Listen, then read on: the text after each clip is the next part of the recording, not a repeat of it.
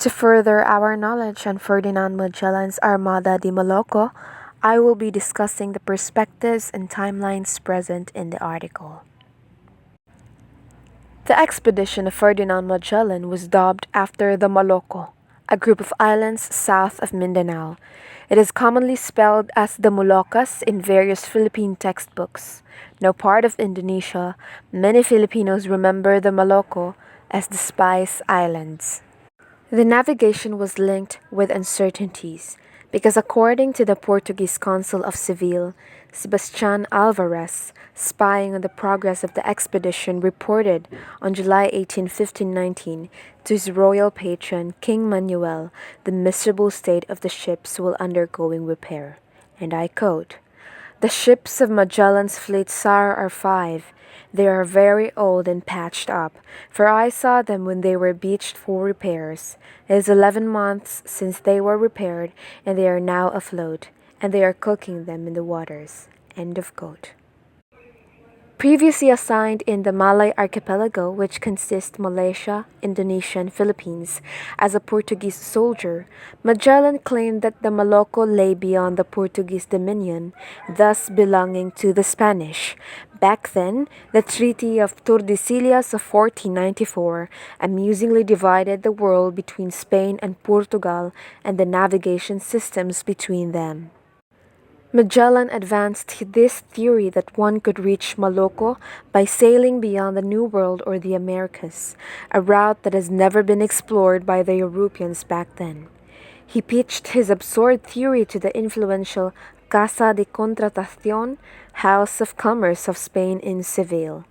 The Casa was responsible for managing the kingdom's overseas affairs, such as the voyages to the New World. Magellan had to please Bishop Juan Rodriguez de Fonseca, the head of the Casa.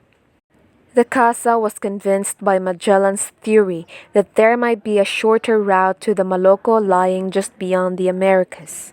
However, Casa saw the renouncement of his Portuguese citizenship for Spanish as a diplomatic issue with Portugal. But Magellan outsmarted the skeptic Casa when he had the opportunity to provide King Charles information about the Molucco. On March 22, 1518, the king and Magellan signed a contract in Seville.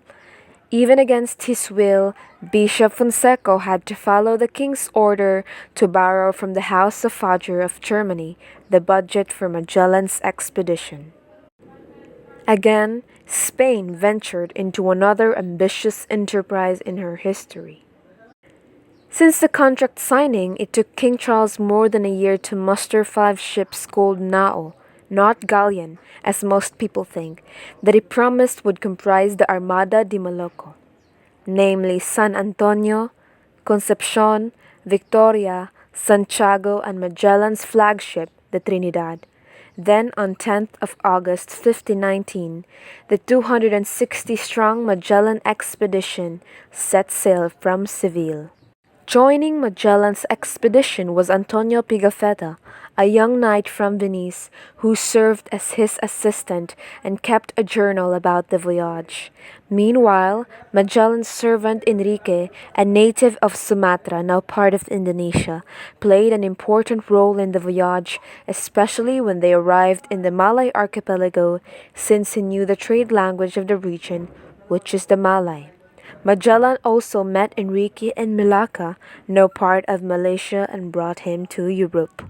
Magellan had no idea of how vast and treacherous the waters beyond the Americas. He thought it was just a mere sea he christened as Pacifico, peaceful in Spanish. He only realized that his expedition had already reached the other side of the world when Enrique was able to converse with Araha, the paramount ruler of Indianized kingdoms in the Malay archipelago, and a Muslim trader after more than 3 months in the Pacific. All happened in what would later be called the Philippines. Unfortunately, Magellan meddled in the local politics in the Philippines, and there in Mactan, he met his death on 27th of April 1521. The 3 remaining ships of Magellan to reach the Philippines, Victoria, Concepcion, and his flagship Trinidad, Concepcion was burned off the Bohol waters after Magellan's death, while only Victoria, the second smallest ship out of the five fleets, returned to Spain in 1522. Nevertheless, the expedition had to continue its objective, to reach the Molucco. In November 1521, Juan Sebastian Elcano, the Spanish captain of Victoria, braved the possibility of being captured by the Portuguese as he took the Cape of Good Hope route instead of the Pacific back to Spain.